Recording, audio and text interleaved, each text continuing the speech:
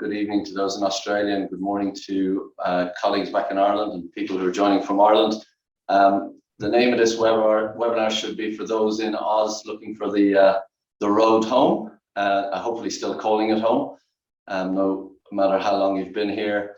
My name is Cliff Wilson. I'm part of the district here in Australia. I work with Conor Keenan, who's our president. And yeah, as I said, today is all about people looking at that pathway home, and we've got some speakers on who can give you some advice.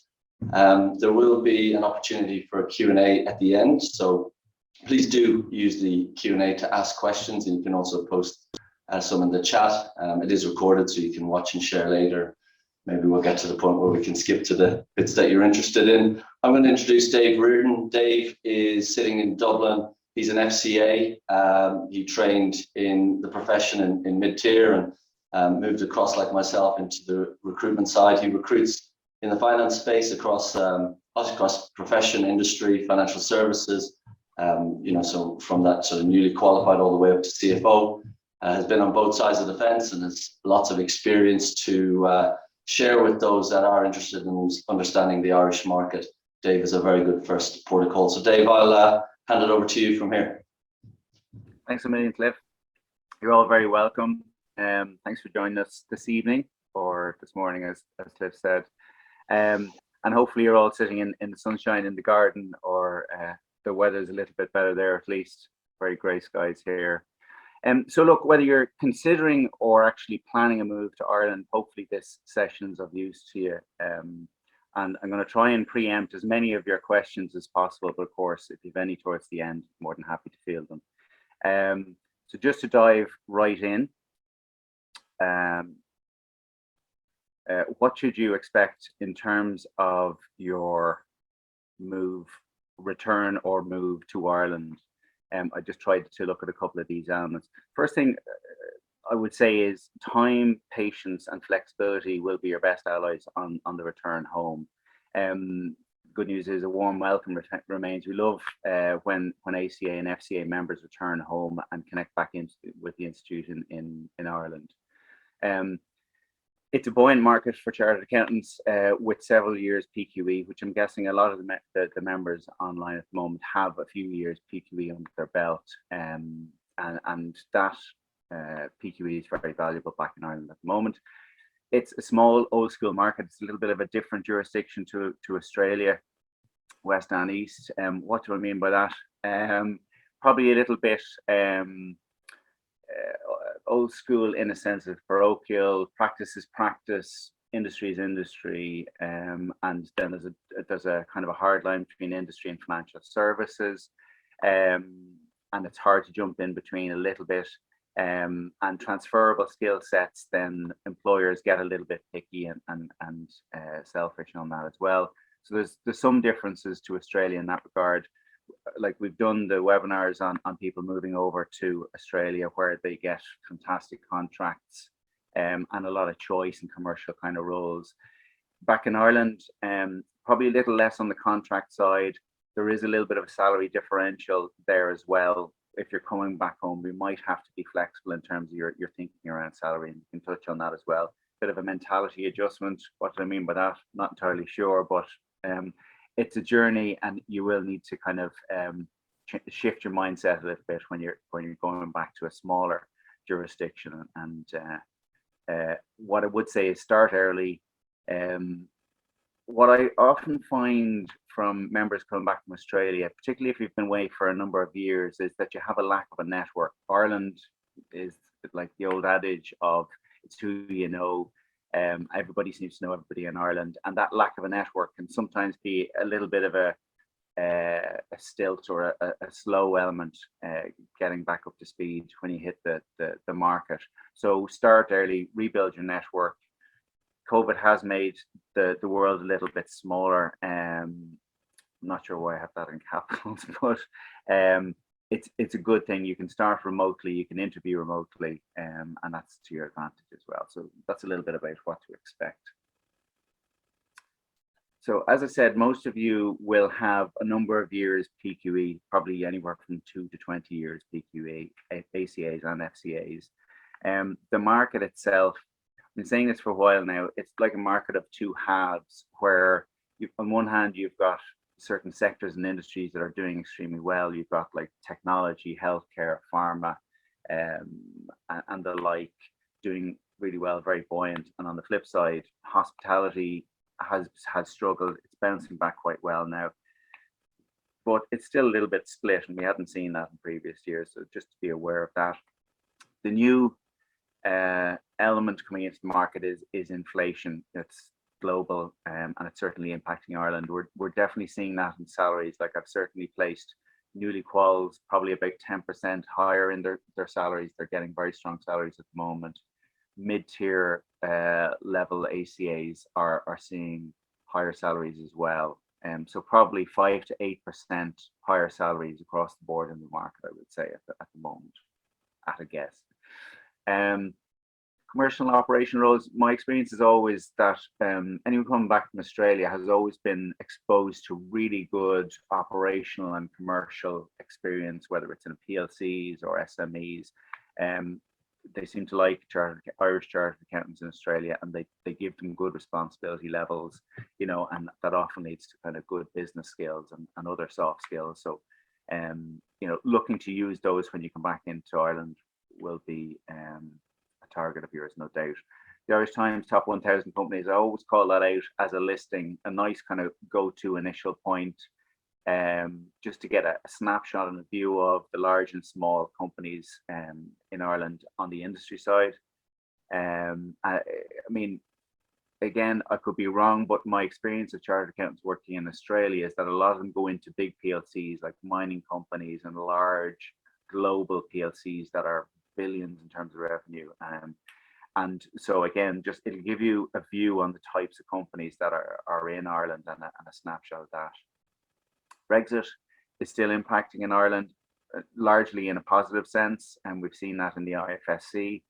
You know, we've seen British companies set up their hubs in Dublin and further afield in Ireland, and overall, it's having a positive impact in terms of employment. So just to be aware of that. Working from home, remote working flexibility, all still on trend at the moment. If I was to summarize in one sentence, maybe a bit like ourselves in the institute, we're back into the office 2 days a week. So 1 day a week, 2 days a week, typically is what you see as an average across the market at the moment. Benefits packages are definitely one area that we're seeing improving as well, you know, in terms of bonuses, benefits, pensions, and anything else that employers can throw into the mix there. So if you're entertaining offers or looking at prospects, just be aware that the benefits are getting better, and the salary surveys will give you an insight into that. I would suggest speaking to some good recruiters and getting a sense of the market in advance of coming back. It's, again, I'm probably speaking to converted here now, and like it's all logical stuff what I'm going to be saying this morning, but you know, perhaps speak to ACA and FCA recruiters. There's plenty of them out there like myself, and get their view of the market and get a few different thoughts around that. That's the market. But how to position your Australian experience when you come back into Ireland? I would say position it as worldly, international, and dynamic. They're probably terms I would use for anyone coming back from Australia, and any ACAs or FCAs I've seen come back into the market in Ireland. They definitely have that about them. If you've picked up a bit of an Aussie accent, that'll definitely be to your advantage. Be aware of what USPs your Australian work has given you. So that can be anything from like various soft skills, project management, people management, and general corporate acumen. My experience is that chartered accountants who hit Australia, their career pathway tends to accelerate a little bit. You know, they are very good at rolling the sleeves up and get on with things, and as a result, they get promoted, they get put on projects, they get additional responsibilities, and higher salaries. So that's all fantastic, but how you position that when you come back into Ireland, you need to be able to articulate those experiences and strengths. It could be that, one thing I mentioned there is, what scale of organization did you work in? So if it's a PLC, how does that translate back into Ireland? Are you looking at PLCs as your target audience for work, or were you working in the SME sector? Did you have very specific sector experience? For example, I mentioned the mining sector. Do you start targeting companies like CRH, etc., as your first port of call? Networking, I've mentioned, rejoin the GA community, any societies you might have been with prior to leaving Ireland, or even in Australia, Aussie rules, the overlap with GAA. It doesn't even need to be sporting. It can be any other areas that you just reconnect back in early and in advance of arriving. Reconnect with old colleagues from your days in Ireland, or your training time. How to position your contracting experience. Again, if you've contracted in Sydney or Perth, that can be really valuable experience. It shows that you're capable of hitting the ground running. And so not to breeze past that, like when you come back into Ireland, taking a contract can often be the clever option and move to make, and you're immediately available.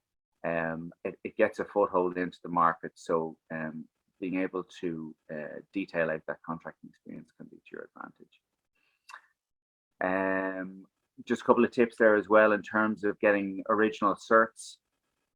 If you've done additional training in Australia, and having those hard copies of those certs and bringing everything with you can be important. The same goes for written references. If you're quitting your job, moving on, get written references as well, just to back up your application process.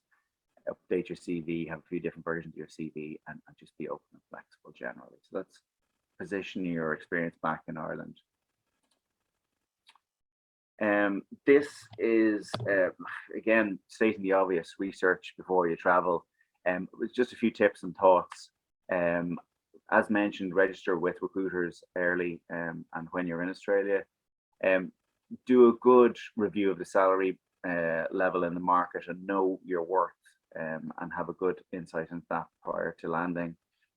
I would suggest connecting in with ACAs in Ireland. Say hi, start building that network online. It's easily done remotely. Select maybe chartered accountants in your sector and start connecting in with them. Join club societies. I mentioned online events. There's loads of them going on. Big Four always doing talks, into Chamber of Commerce, etc.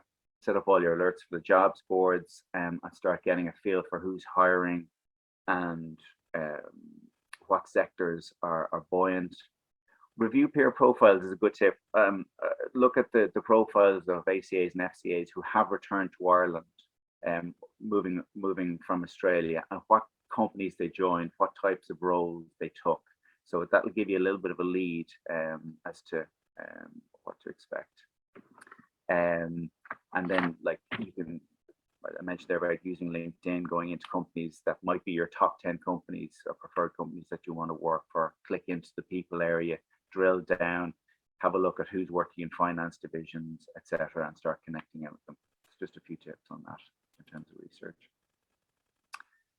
Planning out your next career move. So it is a bit of a crossroads that you've hit if you're looking to come back. Like any organized project, planning is the key. And I always recommend keeping and tracking everything in a central spreadsheet hub. I think it's a good way to approach it. Market map the regions and the locations in Republic of Ireland and Northern Ireland that you're targeting. And as a side comment, like we're definitely seeing lots of roles beyond Dublin, Cork, and Galway. So I've had roles in Mayo, Fermanagh, Wexford, Clare, etc. In the last 9 months. So that remote working piece opens things up for you, and you can take a look at various different counties for your move back. And just to be aware, in terms of this career move, it's a full-time effort. You need to put a lot of time and attention into it. You can start early and do lots before you hit Irish soil.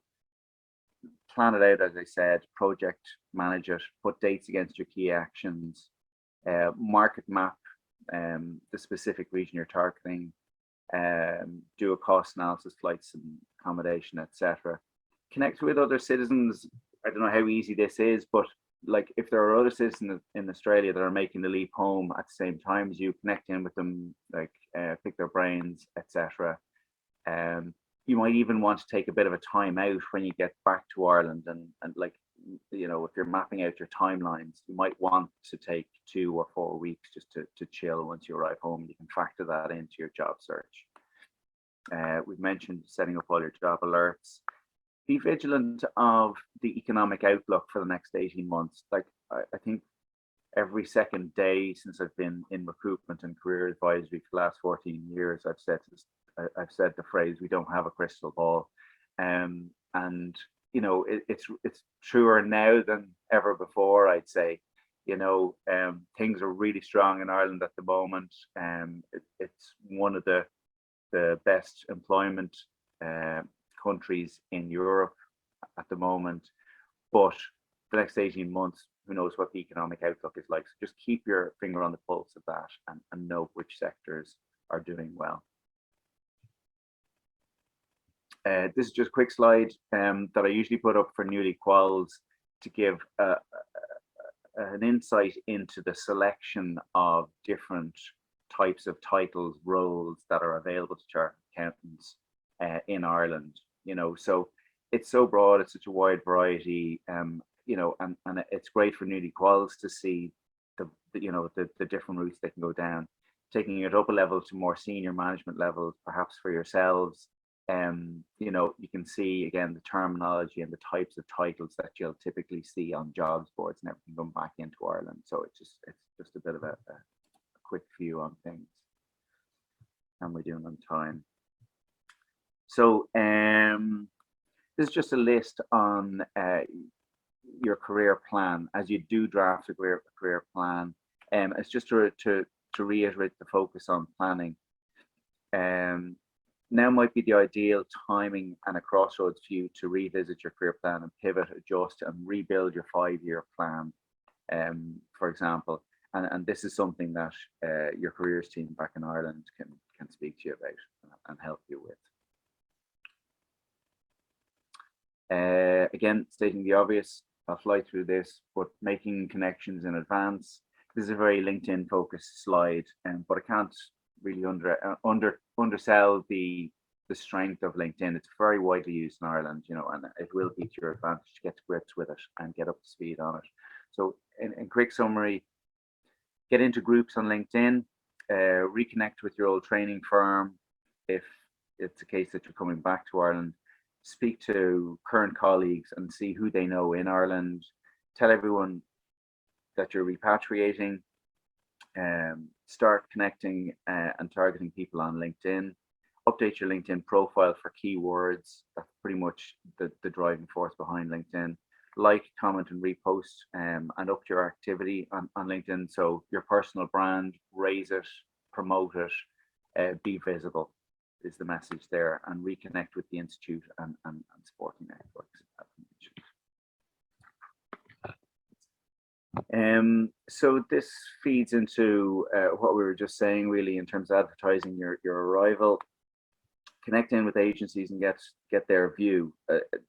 So I've mentioned that a few times. What I'd say is if you can try and get talking to a couple of recruiters and just get their view on the market and maybe some suggestions about how to best approach the market on your return. Raise your personal brand, get visible as mentioned. Oops, sorry. Yeah, speak to members of Young Professional Society, or really just connect back in with any institute societies that are relevant for you. You know, to do a few events or get your networking going. It's the main thing around that. Just to touch very briefly on, let's see how time is going. Just to touch briefly on CV and interview preparation. CV is more the point here, I would say. And just to call out that a reminder that it's a different jurisdiction to Australia. CV might look a little bit and feel a little bit different. This is a typical kind of an example or template that we throw out there. usually it's 2 pages. If you're an FCA with a lot of experience, it might push towards the 3 pages. It tends to get a little long-winded if it goes beyond that. Cliff might even have commentary on that in terms of what you see in Australia, actually. But you could do a resume version of it just for those informal kind of hotel lobby meet and greet coffees, and you want to give someone an insight into your background. And of course, you might have a few different flavors of your CV depending on the areas you're targeting and the sectors you're targeting. In terms of the interview, which is kind of getting ahead of things a little bit, but at the same time, you're going to be doing online interviews potentially,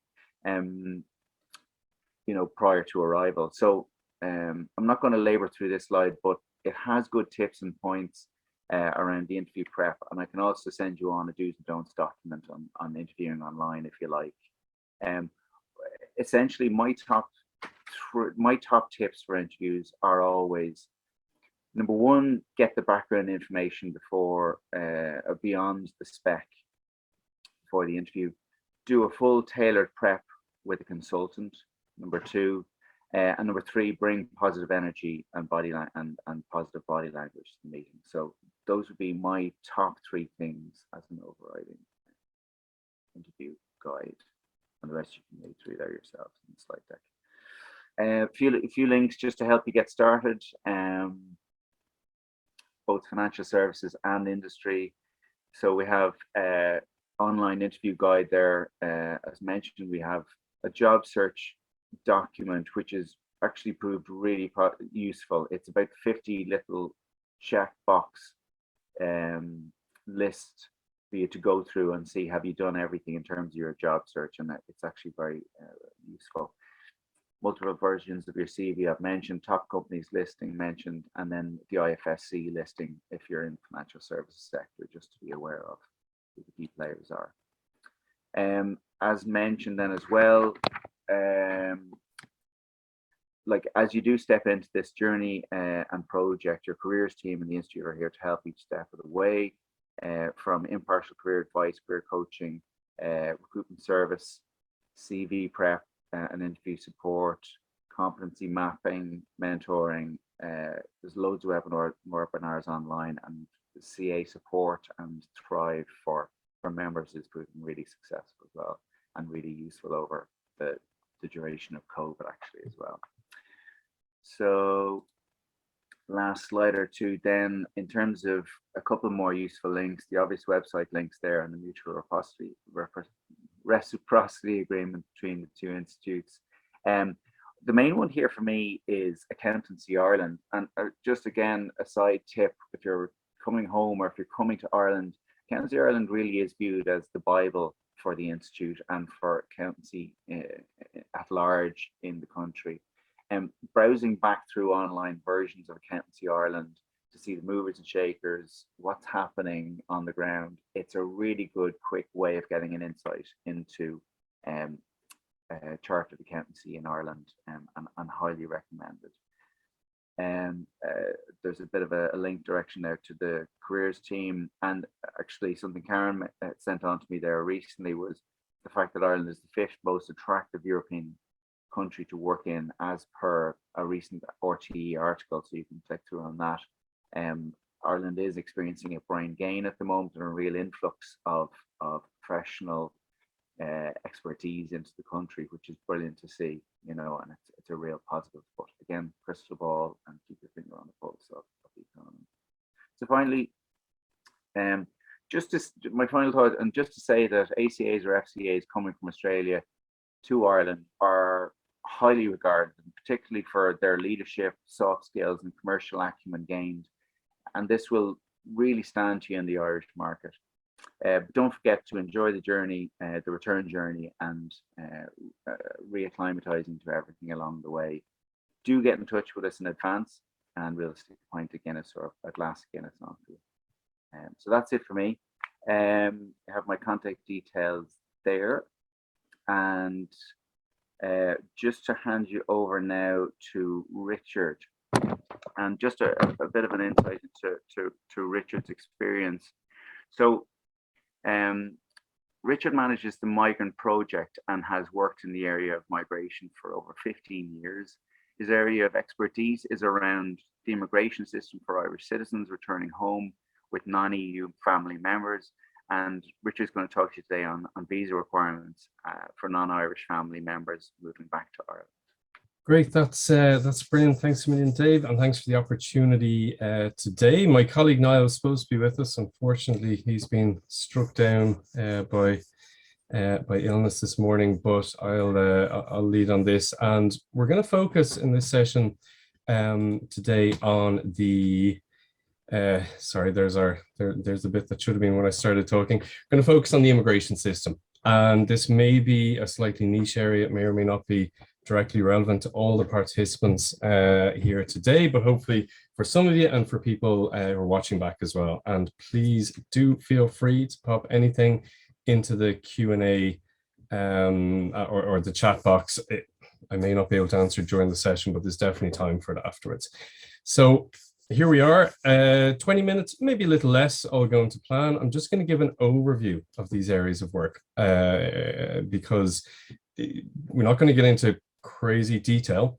That's something you need to do a little bit more research yourself on, and something that you need to spend a little bit of time on. But this is to give you a flavor of the different areas that are relevant to different groupings of people. So we've done lots of work with people coming back from Australia for many years, and obviously there's people who are coming back, the entire families as Irish citizens, but like more commonly, people coming back with Australian spouses or de facto partners, or indeed people from other countries who are living in Australia. And you've got the visa system, you've got the immigration permission system, and things like border control. So a little flavor of all these things. And at the end of my slides, there's a few links, and just in response to one of the questions that came in from Kevin, I'm not going to go into a lot of those topics about things like driving and otherwise just in this session, but it's something we can follow up with afterwards if you need. But also there's a link to the Citizens Information website at the end, which has a dedicated returning to Ireland section, which is super useful, really clearly laid out, that will actually answer quite a lot of those questions. So we're going to kick off with spouses, and we're going to just skip what we do. We get funded by Department of Foreign Affairs. We work with returning immigrants. I think that's all covered.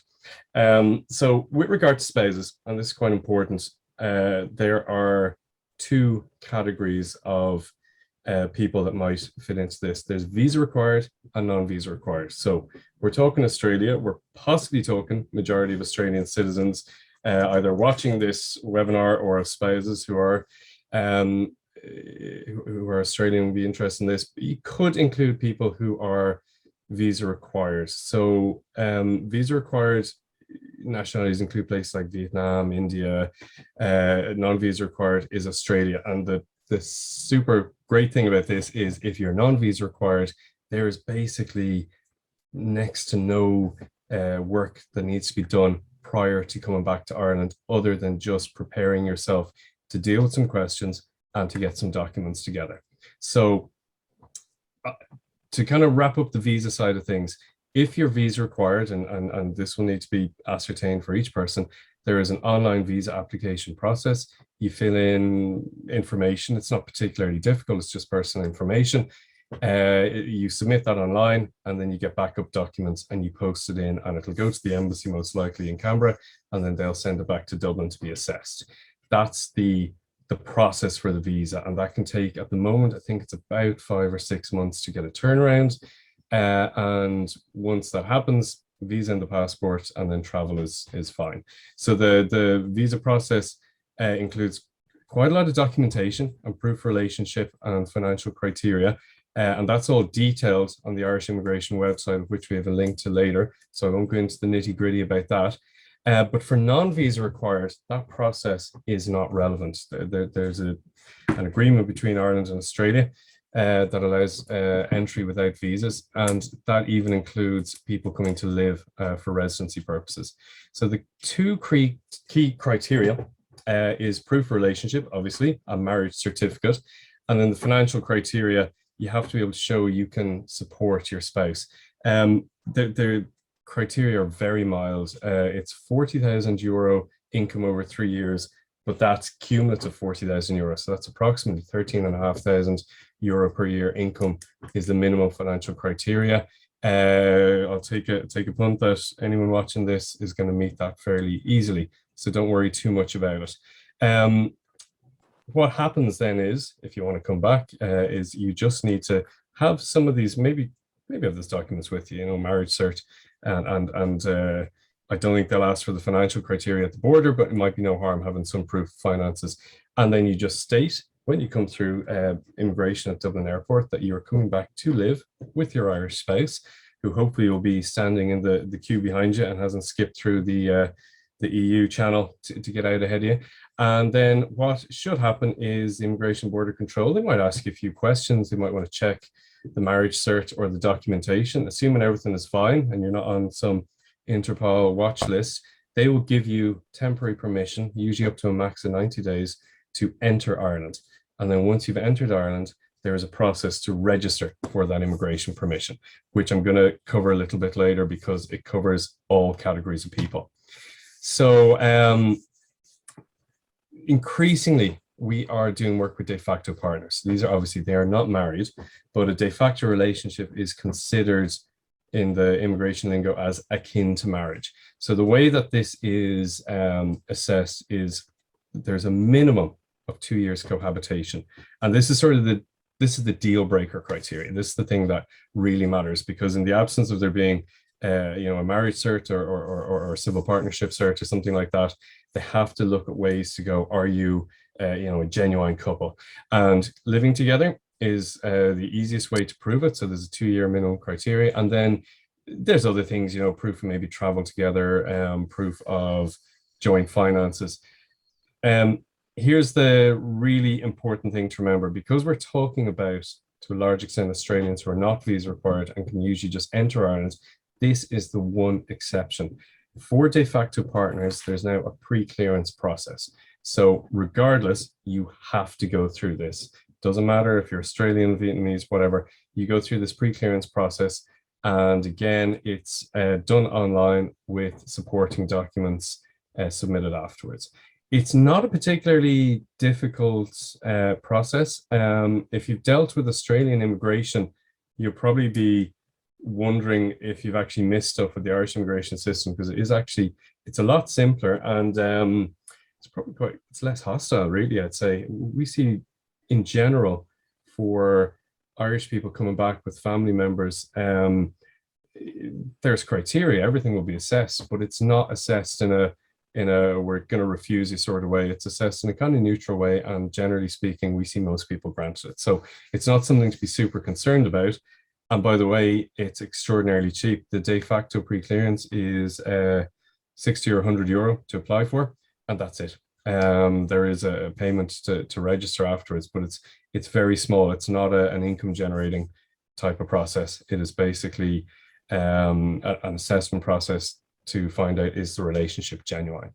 So after the application submitted online, the turnaround, it's very difficult to say. I mean, 6 months ago, I would have said you get a turnaround in 10 weeks. 2 months ago, I would have said it took 6 months.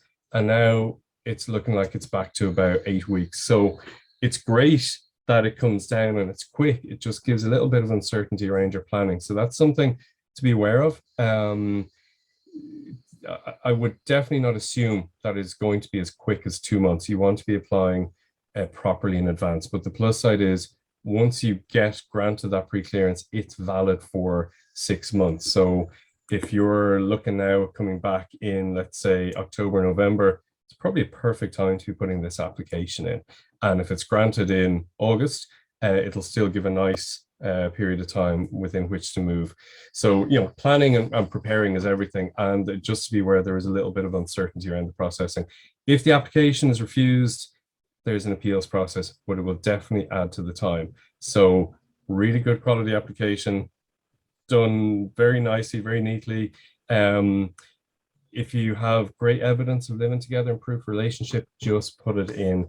It makes it easier. The visa officer is not going to come back to you. They're not going to ask you questions or do an interview. They're going to look at what you send them on bits of paper, and they'll make their decision based on that. So it's down to the applicant's to prove everything.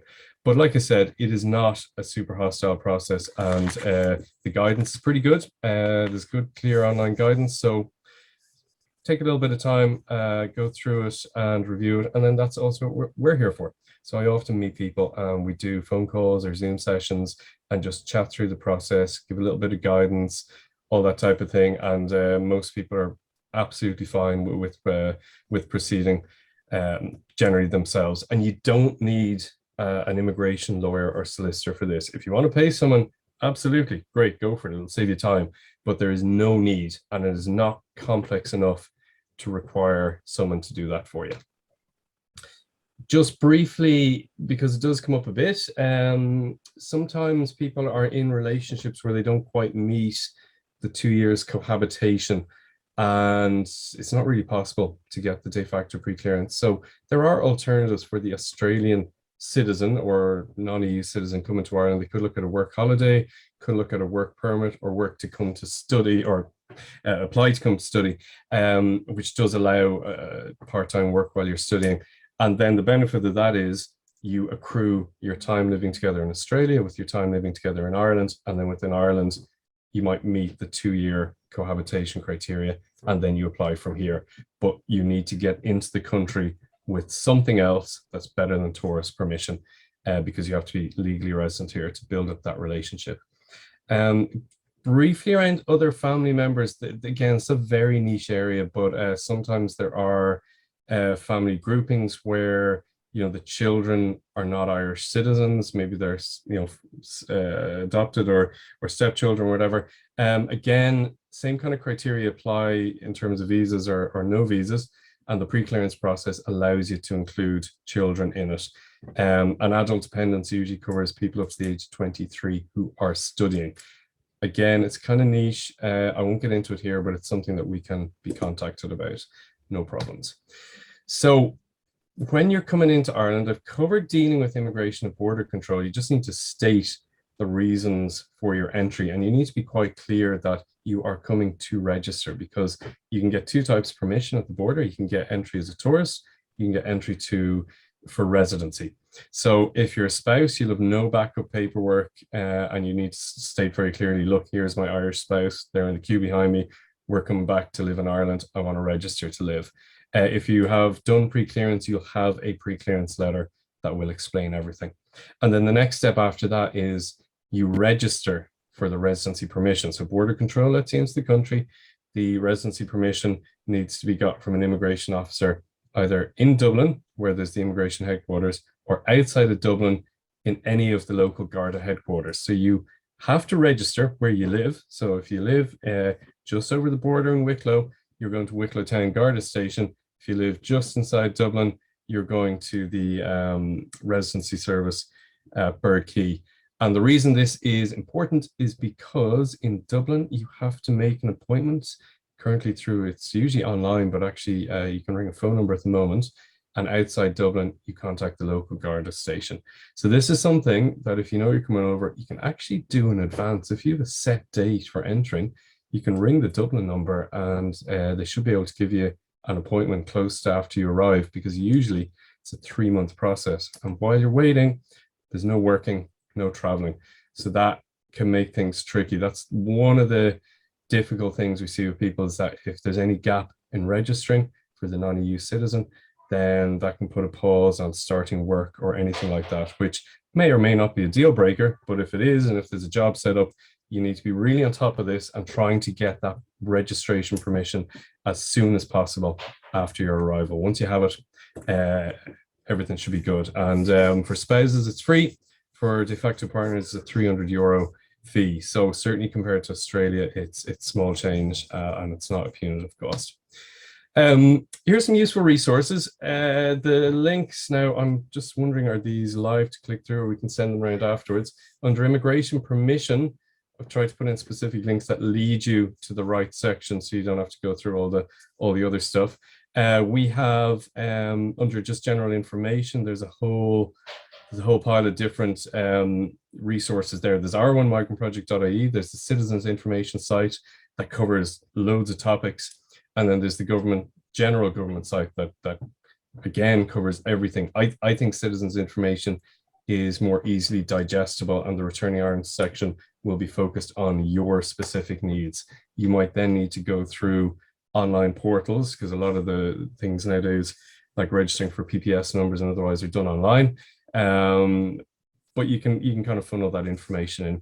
And we put up a few links again to various online forums, because we found these are super useful. And the things that, I'm based in Dublin, I know nothing about shipping back from Australia, but there's probably someone in one of those Irish expats groups who's just, got a bunch of quotes and can tell you what company was the best to deal with and how much it's going to cost to ship stuff back.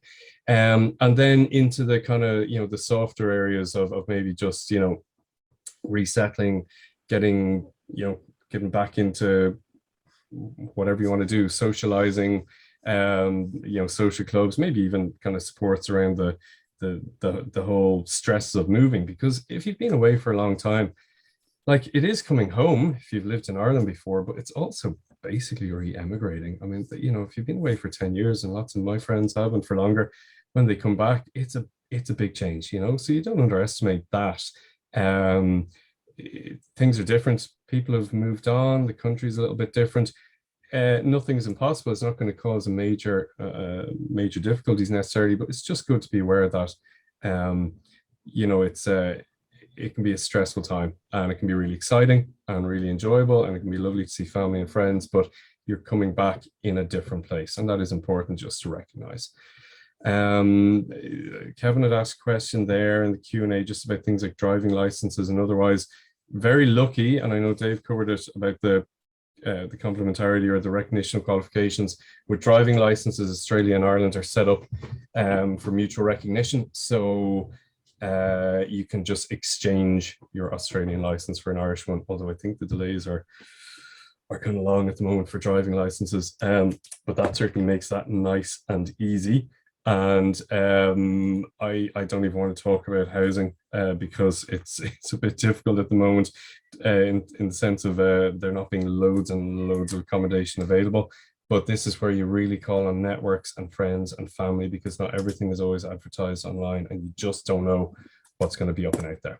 So just a couple of thoughts there from the Q&A. I'm gonna hand back over to Cliff for any other Q&A things. There's our contact details if you want to get in touch. And look, easiest thing is just email us or contact us with a few questions. And if it suits to set up a conversation, we'll do that. If we can answer it by email, we will. If we can't answer it, hopefully we'll send you on to someone who can. Usually that's all possible.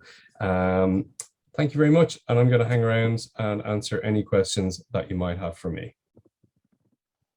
I believe it's back to me. Arlene, I'm wondering if you could just open it up to Q&A. While you're doing that, I might, Kevin Armstrong has some interesting questions that Dave, you might be best placed to respond. And it's really segmenting the potential returnees into 3 segments. And the question is, I suppose I'll read out the question, or Dave, are you back? I might take that question from Dave or from Kevin. Yeah, sorry, the question again, Cliff. He's breaking the returnees out into 3 different categories: those that were here for 1 to 3 years experience and lifestyle, those that are more mid-career and have developed more experience here but want to get back to Ireland and have less or lack of local Irish experience, and then the third, which are almost like the semi-retired, the ones that might want to move back and continue to work, but not maybe at previous levels, or maybe on a more consulting basis. Could we talk to those 3 segments for the audience? Yeah, absolutely. And it's a good point, Kevin, I think, asked the question. And there is essentially, you're right, Kevin, 3 different sections: the newly quals, the mid-tier, middle manager level, and then the more experienced kind of 20 plus years PQE FCAs. It's the market for FCAs with 20 plus years PQE is a little tighter. It's always been that way in Ireland. It gets a little bit tighter at the top with the 6-figure salaries. There's less of them. It's a smaller market in Ireland. But if you're looking to do part-time work, as I wrote back to Kevin there, there's an increase of part-time work in Ireland. We're seeing that come through the careers team in the Institute. So that seems to be more prevalent, which is positive. I also mentioned there to Kevin about the chartered accountancy interim managers group, which is coming into the fold with the Institute at the moment. And that's a group of very experienced FCAs who are doing interim pieces of work, small projects, part-time work, as suits their work-life balance needs. And that could be a good group to link in with, as if you're a very experienced FCA come back into Ireland and want to do bits of contract work. That's one option available to you. As mentioned, around the middle management level, that's in huge demand. That kind of 5 to 12 years PQE, like that's going to be a buoyant sector or market for you at the moment if you're coming back in that space, whether it's industry, financial services, or particularly practice. They're screaming out for people in practice at the moment. Hitting the ground running and taking contracts in those should be a feasible option as well. And newly quals, we just don't have enough of them at the moment. So that's that 1 to 3 years recently qual space that's in huge demand as well. Dave, a question from me that might be helpful to the audience. When you work with people moving globally, this is a bit different because much of this audience are people who are born and know the Irish culture and have worked in Australia and are returning back to that culture. So the cultural awareness is somewhat there. But we, here in Australia, we know Aussies that have gone abroad and come back, particularly in that middle sector that's in high demand. You talk about climatizing back in. Any advice for how to, even though you are Irish, adapt to a style that can be more, I suppose, progressive towards moving along a process? In Australia, we use a term called tall poppy syndrome, and often the Aussies that have got this great experience abroad, how they talk about that when they come back is important in how they come across. And just wondering, is there that view in Ireland of that experience, and how, if they're interviewing from Australia, is there anything in acclimatizing and sort of meeting the Irish employer where they're at in style or cultural awareness again? I think there's a really natural fit generally anyway, culturally, whether you're Aussie or whether you're an Irish returning, like my point that I made in the chat there was about, like, it is really highly regarded, the experience you get in Australia. Like, we always encourage newly quals that are looking to go to Australia to do so, pick up a bit of a worldly experience, try contracts, try something a little bit different. It's the one time that they get a chance to try a few different contracts and really play with the early stage of their career a little bit. So when you're at that middle management level and you're coming back to Ireland, or you're starting into a new jurisdiction, I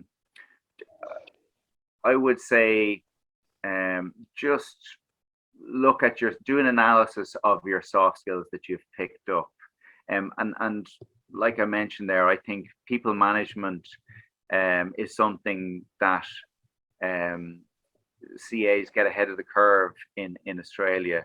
I think in Australia, you're much better at kind of just backing people and kind of promoting them, giving them extra responsibility levels and throwing them into projects. And when someone returns back to Ireland with that experience, like it has really grown them. So if you're doing remote interviews, to get to your point, know how to articulate why you were given that extra responsibility. Does that make sense, Cliff? Like, if you can articulate why you were promoted, why your boss thinks you're brilliant, like why you were put into extra projects and so on, that's what's going to sell your strengths back in Ireland. And even though sometimes I've seen lots of members who have gone over and within 3 or 4 years, they have experience under their belt that's almost as good as any FCA back in Ireland. And they struggle, they might be on really high salaries as a result, but they struggle then coming back to Ireland, after 5 years and earning 150,000 Aussie dollars, and they're trying to squeeze back into a smaller market in Ireland. But just, as I said, just be flexible and be able to sell your strengths in terms of those soft skills and really show the business acumen that you can bring back. I haven't seen any questions in the chat, so I'm assuming people are happy with the how the hosts have presented. Like to thank Richard and Dave, both very comprehensive and both available to all members to reach out. You know, both areas, particularly Richard's area, there's complexity in the nuances, and we all have nuances when we talk about our lives and people and visas and situations. So do please reach out to Richard, and I think he said he's got some stuff he can send out as well. And Dave, you know, I know dealing with someone who's been in industry and dealing with someone with so much experience with 14 years of knowing clients in the sectors over there, you know, it's common sense to reach out to Dave and see what he can share in terms of what's happening in the market. I'd like to thank you all. Hopefully I'll see some of you at the next event here in Sydney. It has been a while. We are on to one, and hopefully we'll have an invite out next week and see you all in July. Thanks again to everyone for joining. Thanks to Richard, Dave, and of course Arlene, where this wouldn't happen without her magic. Good night, good morning.